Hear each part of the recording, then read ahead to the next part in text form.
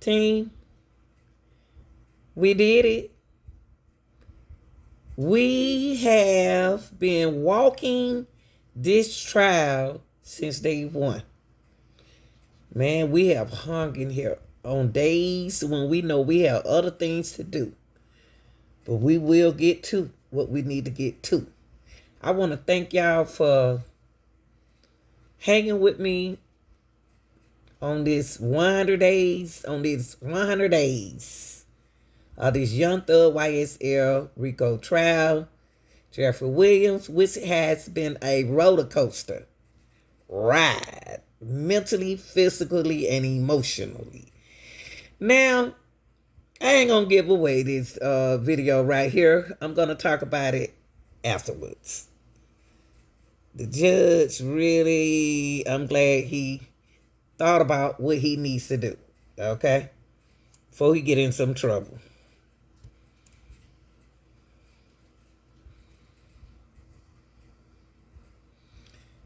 This is day 100 of the Young Thug Jeffrey Williams trial.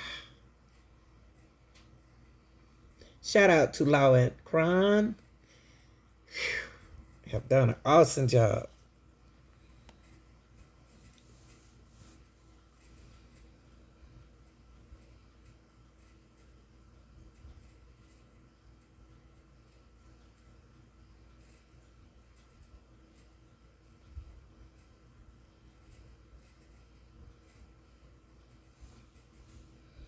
Sorry about that.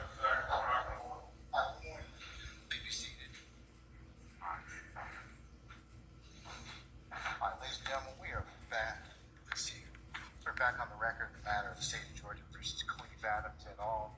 In 22 SC 183572. I'm going to go ahead and take roll for the morning here. Let's see. Mr. Stillwell, Mr. Boss, and Mr. Shard. Good morning, gentlemen. All right, Mr. Williams, Mr. Steele, and Miss Haltewinger. Is Mr. Adams going to be with us today, sir? Okay, all right. Okay.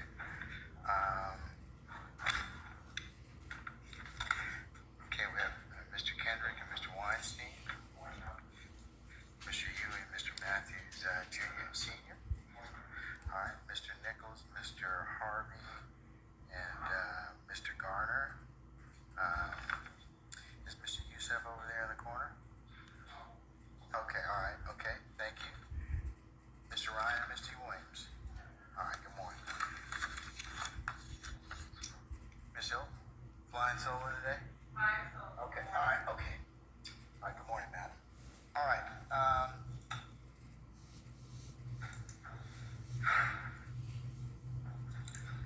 counsels, we're trying to deal with some video issues that we're still having from Zoom, but that's part of the ancillary matter.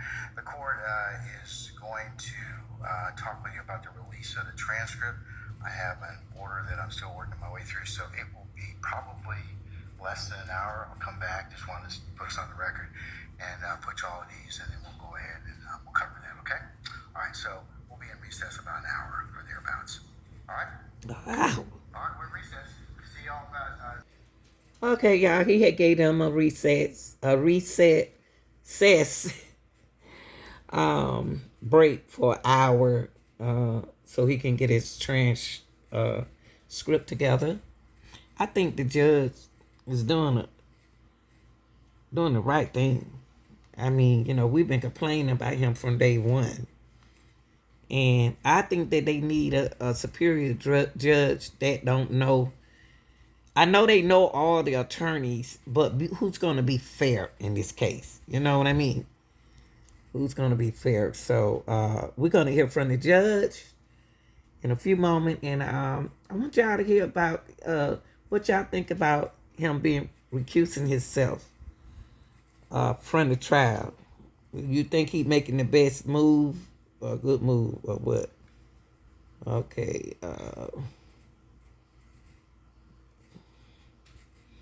They back from recess, y'all. He take more breaks than anybody.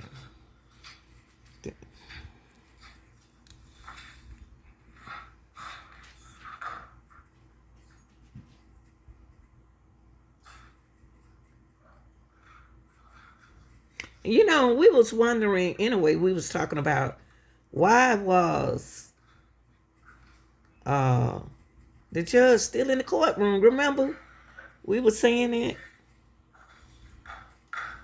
And I think they did these young men's dirty, man. I'm sorry, y'all. And then the witnesses, I think they were mistreated. All of them. You know.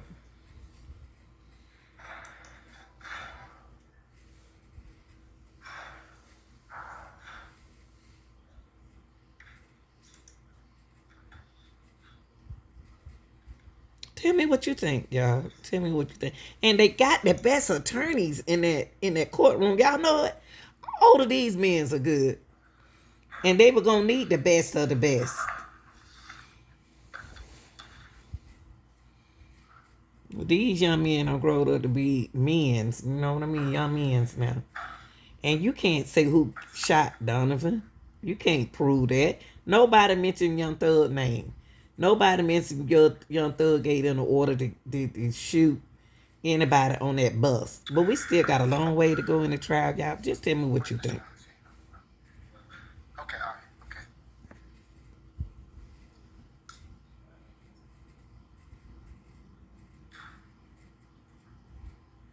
Thug hair just growing. Ooh, them dreads gonna look good when you get them done.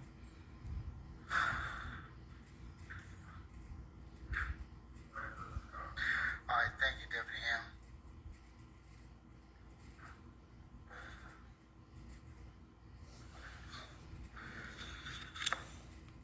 Anybody else joined us since we last recessed? Why does he keep on talking to Young Thug? I haven't seen so long. He's grown a mustache. All of a sudden, he want to talk to Young Thug, tapping him on the back. All right, folks. I don't trust him. As you all are made aware, last week the court was going to do an in-camera review of the ex parte proceedings on June the 10th of 2024. In considering whether or not to have an in-camera discussion or review of the records, this court has decided to release the entirety of the transcript of those proceedings as courts won. And I'm going to take judicial notice of the following timeline. On Friday, June the 7th, 2024, Mr. Kenneth Copeland was granted immunity from prosecution pursuant to 24-5-507A, and that will be marked as Courts 2. So the transfer will be Court 1. His immunity granted Mr. Copeland's will be Court 2. Mr. Copeland, who was represented by Mr. Jonathan Melnick and advised of his rights and obligations during the proceedings on Friday, June the 7th, which will be marked as Courts 3, the transcript of those proceedings, Mr. Copeland invoked his Fifth Amendment privilege and was held in contempt, and that will be Courts 4, Mr. Copeland's order of contempt. Mr. Melnick informed the court that he was not going to be in attendance of any further proceedings as he would be on leave effective 10 June of 2024. The court informed Mr. Melnick that his leave, or I had discussions with him that his leave was not proper and that he needed to be in attendance on Monday, June the 10th of 2024 with Mr. Copeland. Mr. Melnick relayed that attorney Caleb Bumpus would be representing Mr. Copeland. On Monday, June the 10th, before court, Mr. Edward Chamberlain, the court's litigation manager, informed the court that the state wished to have an ex parte meeting with the court. No subject matter of the ex parte meeting was told. The entirety of the ex parte hearing held on the 10th of June of 2024 was taken down by Miss Christina Weaver. When I saw official court reporter, this ex parte hearing was held in chambers starting at 9:10 a.m. Present along with the court were Miss Caleb Bumpus, attorney or ADA Miss Adrian Love. Also present were the DA's investigators, Mr. Long and Mr. Hamilton.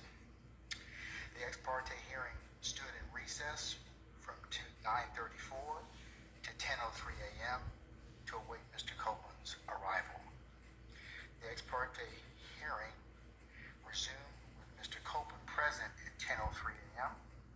Also present were Attorney Bumpus, Ms. Hilton, the DA's investigators Long and Hamilton, the court and security personnel, Deputies Houston, McPherson, Brown, Sergeant Brown, and Sergeant Hall. The ex parte hearing stood in recess to allow Mr. Copeland to have a private conversation with Attorney Bumpus from 10:17 a.m. to 11:28 a.m. The ex parte hearing resumed at 11:28 a.m. The ex parte hearing concluded at 11:31 a.m. Wow. The court arrived in courtroom 1C at 11:49. The transcript of those proceedings, starting as of 11:49, or when the court presumably held the proceedings on 10 June in courtroom 1C 2024, that will be marked as courts 5. The proceeding in 1C commenced on the record at 11:52 a.m. A lunch recess was had at 12:51 p.m. Then y'all had a lunch break? Returned from lunch, and Mr. Steele informed the court that he had a motion, and that was at 1:46 p.m.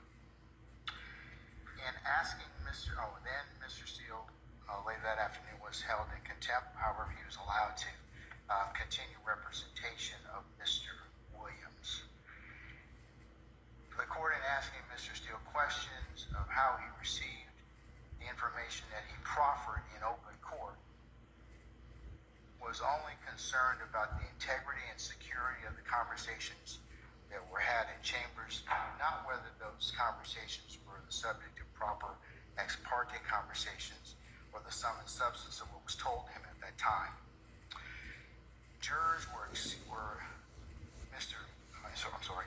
Jurors entered the courtroom to resume Mr. Copeland's testimony at 3:39 p.m. The jurors were excused and exited the courtroom at 5:56 p.m. Mr. Copeland was excused and exited the courtroom at 5:58 p.m. Y'all didn't get no work. The court asked Mr. Steele again whether he received ex parte information, and that would be at 5:59 p.m. Mr. Steele's counsel, Ms. Ashley Merchant, and Mr. Alex Susor entered the courtroom. Mr. Steele was held in criminal contempt. That order of that contempt will be marked as Court 6, and the proceedings concluded at 7:41 p.m. The court further takes judicial notice of the following statements proffered by Attorney Brian Steele, in open court upon information and belief stated to the court, which are still unknown. There are 6 assertions that Mr. Steele proffered in front of the court. Those are contained within the transcript of Courts 5, the proceedings that are held on the 10th of June of 2024 in courtroom 1C, which the court's already said will be part of this order. The first assertion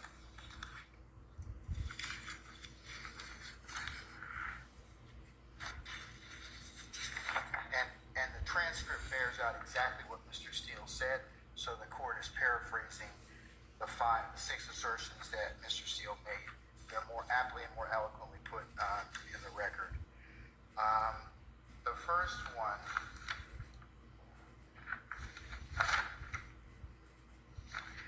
involves his concern that supposedly in chambers, this honorable court reporter, court at times, district attorney or district attorneys before the DA's office, as well as investigators, sheriff, and deputies, Mr. Copeland and his counsel met together. None of the defense team, to his knowledge, were present.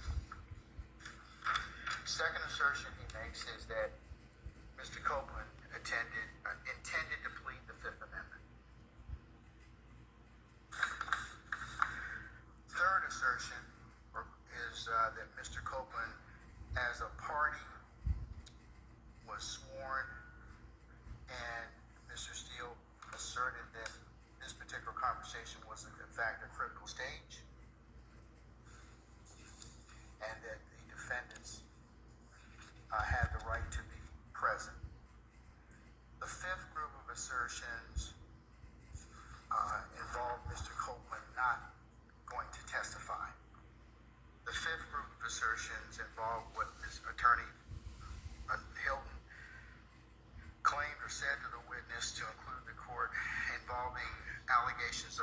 coercion and witness intimidation, and that his counsel had the right to be present.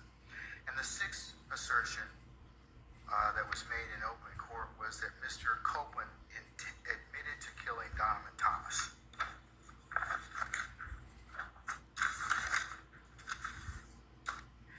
At some point after Mr. Steele was held in contempt by this court in the afternoon of June the 10th, it was brought to the court's attention, not at the court's request, by security personnel that video footage of what occurred outside courtroom 1C shows the interactions between Ms. Bumpus, Mr. Steele, Mr. Adams, and Mr. Sharp.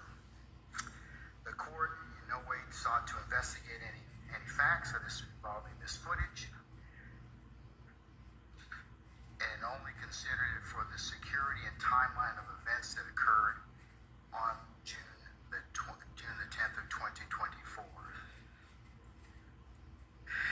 Also, in no way did the court consider any of this footage in holding Mr. Steele in contempt. As I said, mentioned it only for the purposes of considering the security and breach of information that occurred within the court's chambers, not for whether or not that was truthful or not.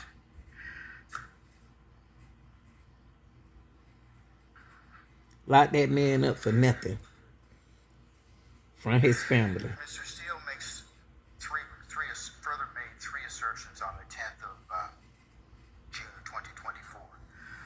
One, he asserted that this was, on behalf of Mr. Williams and similar situated individuals, that this was the court held an improper ex parte. Come on, cameraman.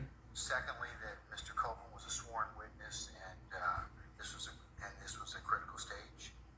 And Mr. Copeland was a sworn witness. And third, that he argued that this was a critical stage, and that he and the others needed to be present at that point in time to pursue the Sixth Amendment rights of the defendants in this case. As to Mr. Steele's first assertion of whether or not the court held an improper ex parte meeting or hearing, the court is guided by the Judicial Code of Conduct 2.9, which I'll take judicial notice of, which in pertinent part, where circumstances require ex parte communications are authorized for scheduling, administrative purposes, or emergencies that do not deal with the substantive matters or issues, provided that the judge reasonably believes that no party will gain any procedural, substantive, or tactical advantage as a result of the ex parte communication, and the judge makes provisions promptly to notify all parties of the substance of the ex parte communication and gives the parties an opportunity to respond. And in this particular circumstance, the transcript of these proceedings was just prepared and is final by my official court reporter, Ms. Weaver, and all counsel will be, as I said, given an opportunity to, as soon as the court finishes entering this order, it will be e-filed, so everyone will have a chance to take a look at it and use it as they see fit. In this particular, and then the last part of 2.9 before the court goes on, if involves pertinent part, if a judge inadvertently receives unauthorized ex parte communication bearing upon the substance of the matter, the judge shall make provision promptly to notify all parties of the substance of the communication and provide the parties with a reasonable opportunity to respond. And as I mentioned earlier, I'm going to release the entirety of the transcript to you all to use as you see fit, and before any other further examination of Mr. Copeland.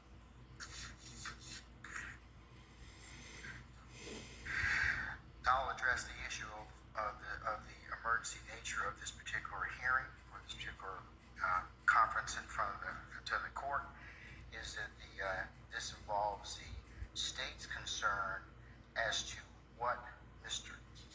Copeland was in fact told by his counsel, Mr. Melnick, and his understanding of the immunity agreement pursuant to 24-5-507. Little Woody, y'all did Woody wrong. And that the conversations that were had and the transcript will bear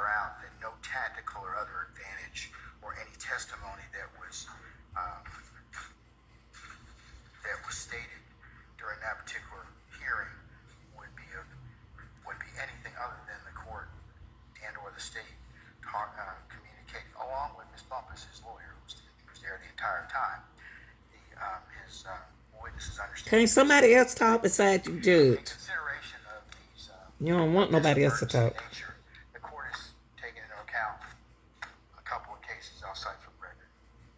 One of them is United States versus Adams, and that's 785 F. 2nd 917, decided in March 31st of 1986. In pertinent part, presence of the accused. Although an ex parte conference to discuss threats against the witness is proper, district court must ensure that the conference is carefully conducted so no rights of the defendant are threatened. Presence of the accused. Ex parte conference between judge, prosecutor, and government witness to discuss refusal of witness to testify because of his fear of reprisal was not improper, where substance of the inculpatory testimony was never discussed and the entire conference was transcribed. And in Adams, the appellants contend that the ex parte conference was improper and it violated their due process right to a fundamentally fair trial. We agree with appellants that ex parte conferences should occur, but rarely, especially in criminal cases. This does not mean, however, that such conferences are unconstitutional. Indeed, some situations the trial judge may find an ex parte conference necessary. Cite La Chapelle, and that's LACHAPPELL versus Moran, that's 699 F. 2nd 560. It's a First Circuit case from 1983 where the court cites, in the exercise of the court's residual power to ensure a just trial, protect jurors and witnesses, a judge may, in rare circumstances, feel it necessary to confer with a juror or witness on the record, but outside the presence of others, including the defendant. One such conference may be where a juror or witness, having been threatened, wish to speak with the judge privately about the threat. A witness may not feel free to discuss any threats in presence of the defendant or even counsel for the defendant. We agree with the First Circuit that an ex parte conference is appropriate in that situation. Judge, you don't threaten everybody. Arroyo, and it's ANGULA. It's at 580 F. 2nd 1137 pinpoint 1142, 1142, and 1141, 1142, Second Circuit case. Exclusion of certain defendants and counsel from an in-camera proceedings permissible in multiple defendant trial, where certain defendants had cooperated with government and received death threats. And they've got the citation for that being 439 U.S. 913. Although an ex parte conference discussed threats against witnesses proper, the district court must ensure that the conference is carefully conducted so no rights of the defendant are threatened. In this case, the court followed procedures to ensure the conference was fair. First, at no time was the substance of Pooley's inculpatory testimony discussed, and second, the entire conference was transcribed. And that's United States versus Watchmaker at 761 F. 2nd 1149, 1985. Ex parte conference with frightened juror properly were transcribed the judge's comments carefully. This court goes on to say in Adams, two aspects of this conference, however, disturbing. First, when the prosecutor began to impress upon the witness the distinction between being paid for testimony and afforded protection, the trial court should have called the conference to a close.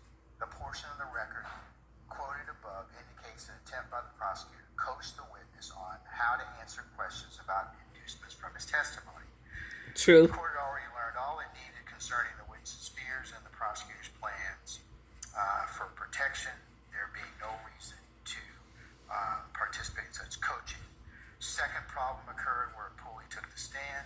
Defense counsel inquired about what inducements had been given for Pooley's testimony, and the prosecutor and Pooley both indicated only the promise was the prosecutor would seek to enroll Pooley in witness protection program if he were in fear of his life. Neither related to the prosecutor's pledge to seek immediate protection for Pooley should it be necessary.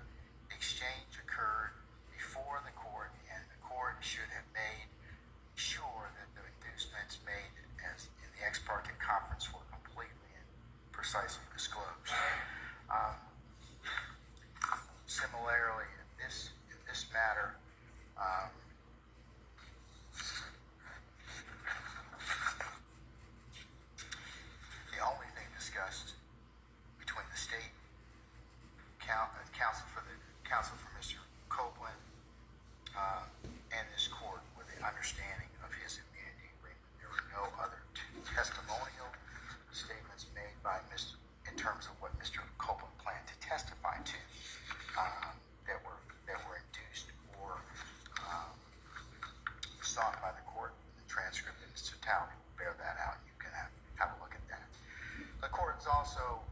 considered Bruner versus the state. That's 302 Georgia at 6, and this relates to the right to be present and what is defined as a critical stage and under the Sixth Amendment.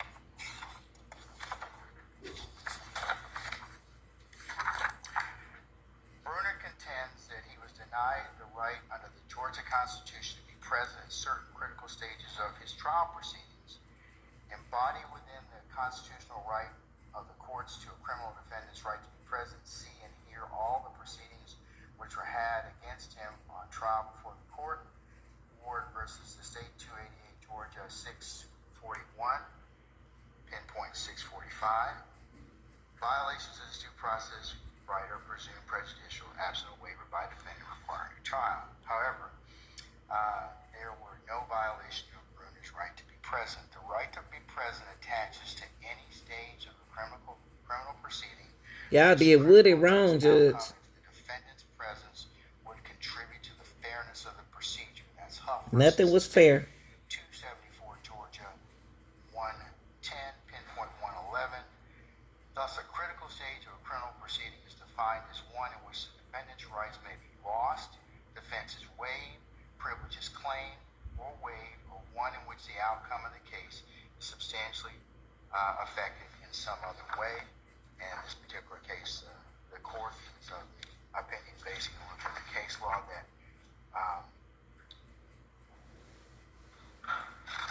Can they say something? Ex parte, meaning pursuant to 2.9, as well as the no party gained any tactical advantage, and that the proceedings as a whole are released to the in the terms of the transcript. So what was said can readily be seen and utilized by the defendants.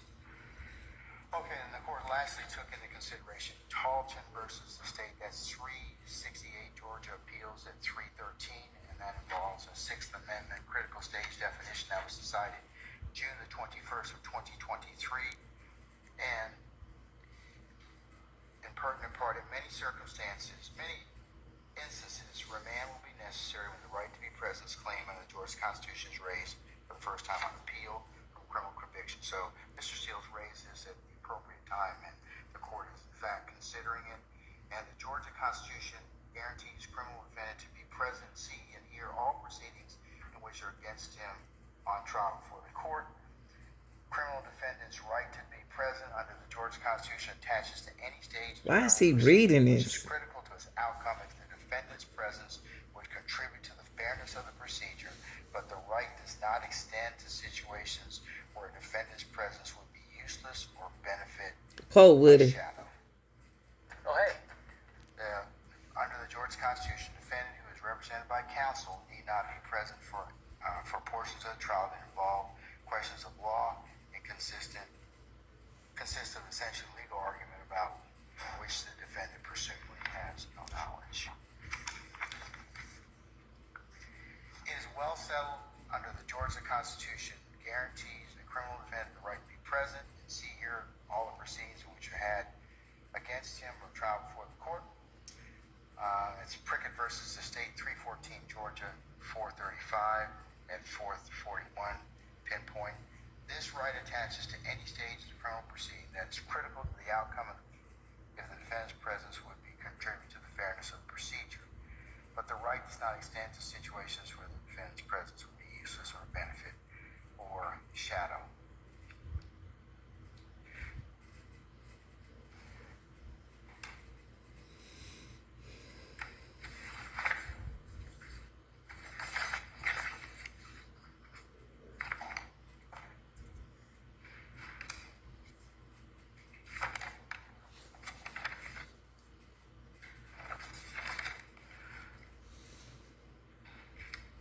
The court further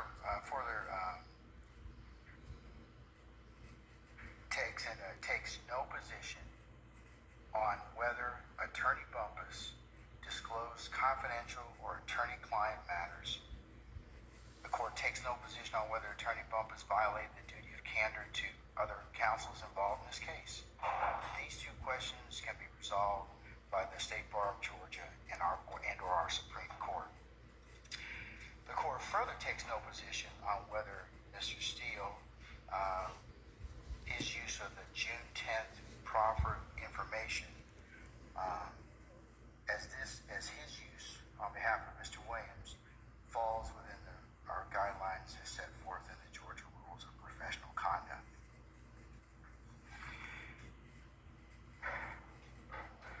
The court's basis for having been explained on the record, a written order of this along with the attachments will be included in the record.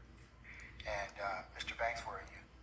Sir, as a result of this transcript's release, the court withdraws the show cause for your client and others who may be present present in chambers on the 10th of June of 2024. As I mentioned earlier, we were going to have a show cause hearing on Wednesday, the 3rd of July. I am canceling that indefinitely. In fact, I've canceled all of that, so we will not be holding that particular hearing, okay? All right. Why? And then,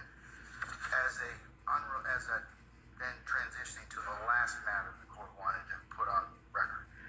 Upon further review, this court will in fact enter an order sending Mr. Why Thug can't be in there? Mr. Weinstein and Mr. Banks' motion to recuse to another judge pursuant to Uniform Superior Court Rules 25.1 through 25.7 in the method and manner prescribed by our local rules. So this written order is entered. I will enter the order transferring it, and until such time as those two things are decided, then we'll be in recess until that time. And we will just inform our jurors that they're content until this is. They're not supposed to come back on Monday until Monday anyway. So I will have Deputy Ingram and Ms. Umana indicate to them that they are still on recess and we're continuing to work. So that's all I have for you at this point in time. Okay? All right.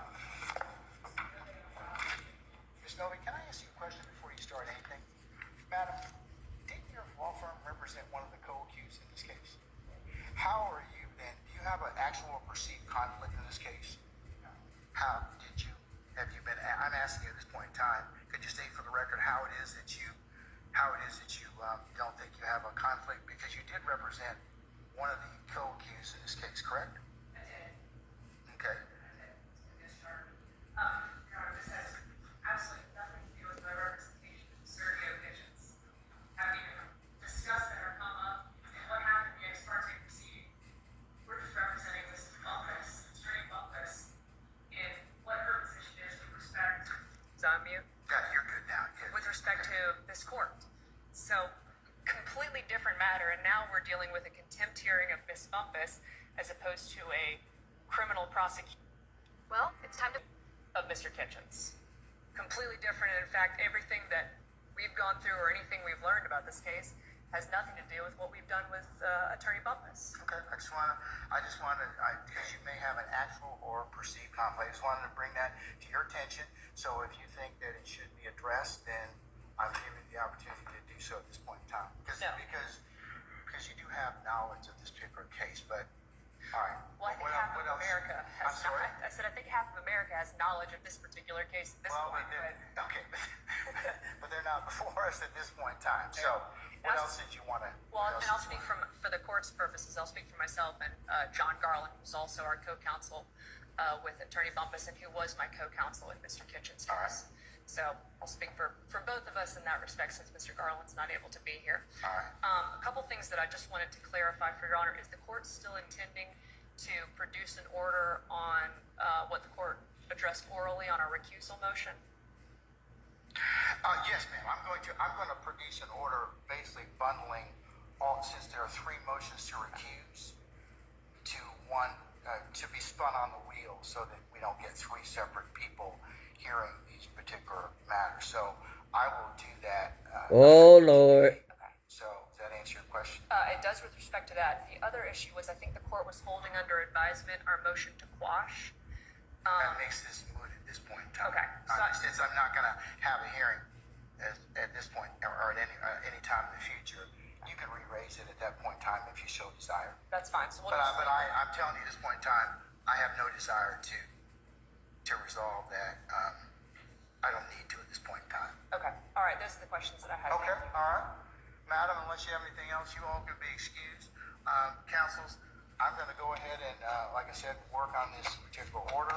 I actually memorialized the order in writing and the motion to recuse in terms of the sending it to another judge pursuant to 25.1 through 25.7. And we'll see in a little bit, depending upon how it's ruled upon, all right? All right. All right, Judge. I think you made the best decision. Holla at you. Bye, y'all.